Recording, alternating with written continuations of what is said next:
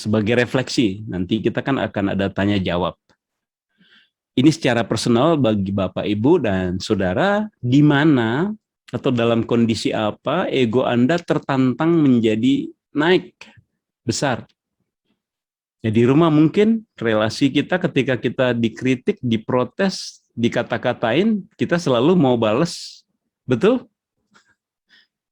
Nah, sekarang kita ini sedang diperhadapkan dengan tema menyangkal diri, memikul salib, mengikut Yesus. Jadi kita harus berhenti untuk membalas, berhenti untuk menjatuhkan orang yang mau menjatuhkan kita, tetapi membangun, ya, membantu, menolong. Nah, ketika berhadapan dengan siapa ego Anda menjadi besar, musuh atau orang yang pernah menyakiti kita, orang yang mungkin menjadi saingan kita di kantor, tempat bekerja, apakah di tempat pelayanan ada orang-orang yang membuat kita itu egonya naik atau membesar? Tadi saya katakan ego itu adalah satu perasaan.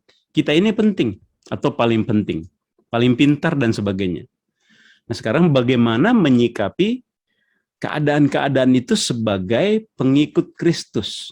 Kita kan sudah otomatis murid Kristus, kita adalah pengikut Kristus, wajib menyangkal diri, harus menyangkal diri, harus memikul salib, berarti pilihannya bukan membalas, tetapi menjadi berkat. Pilihannya harus pikul salib, meneladani Kristus. Jadi refleksinya adalah kita mulai harus memikirkan cara-cara di mana bagaimana kita mengampuni orang, tidak tersakiti, ya, tidak membiarkan diri kita juga dihancurkan oleh situasi yang tidak baik, tetapi mengandalkan pertolongan Tuhan. Dan banyak godaan sebetulnya di dalam lingkungan kita. Coba kita lihat satu video klip singkat ini.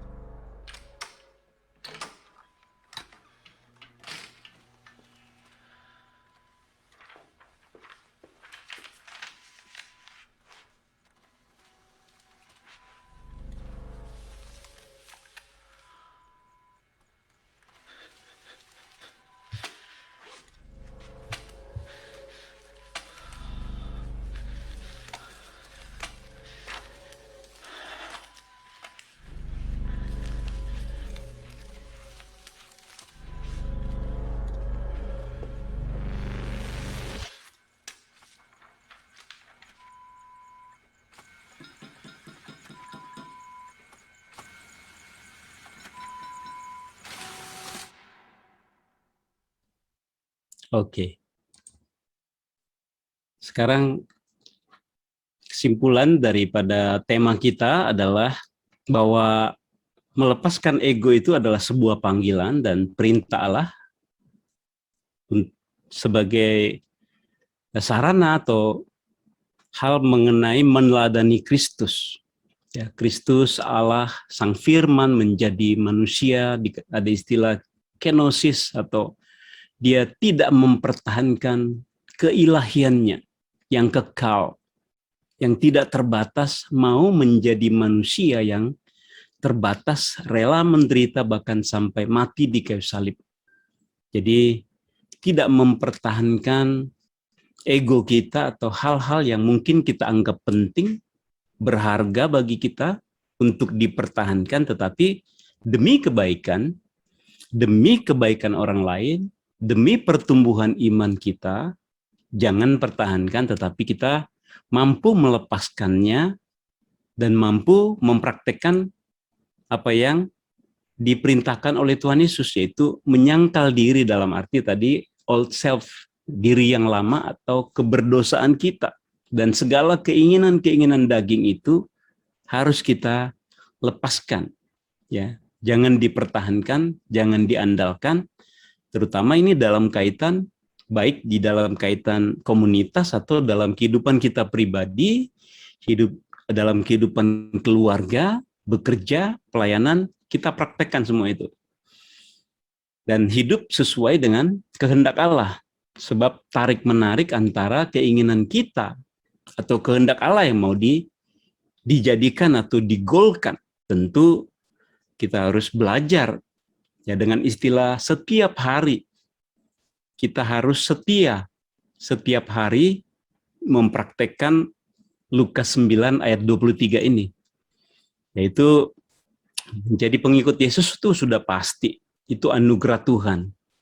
Kita adalah pengikut Yesus, murid Yesus, maka kita harus menyangkal diri kita ketika muncul keinginan-keinginan daging atau ego kita tertantang dalam situasi-situasi tertentu, maka kita harus menyangkal diri kita dan juga kita harus memikul salib kita, menjalani kebenaran, menghidupi kekudusan kita, hidup sesuai kehendak Allah, dan yang terakhir kita harus tetap memelihara relasi dengan Kristus. Ya, kita mengikuti Kristus dan tinggal di dalam Kristus setiap hari dalam kehidupan doa kita, saat teduh kita masing-masing, kita harus memelihara. Sebab banyak khotbah-khotbah yang mengajarkan jemaat kejar berkat, padahal yang paling penting adalah persekutuan dan relasi dengan Allah. Kalau kita udah dekat dengan Tuhan, berkatnya pasti dapat, ya kan? Cuma kalau fokusnya salah, ya dapatnya juga salah. Baik, Bapak Ibu, sampai sini apakah ada interaksi, akan tanya jawab?